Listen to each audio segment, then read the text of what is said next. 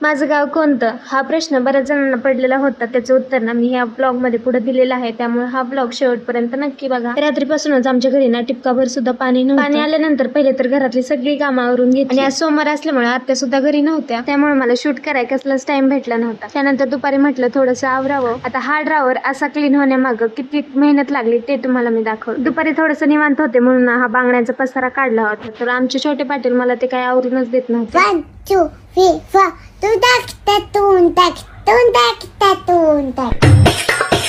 बघितलं, आता एवढ्यावरच माझी काही जिरली नव्हती. मी पुन्हा घर आवरायला काढलं होतं. आता बऱ्याच जणांना हा प्रश्न पडलाय की माझं गाव कोणतं. माझं सासर आणि माहेर दोन्ही पण बीड जिल्हा आणि आष्टी तालुक्यातच आहे. खडकत हे माझं माहेर आणि शिराळ हे माझं सासर आहे.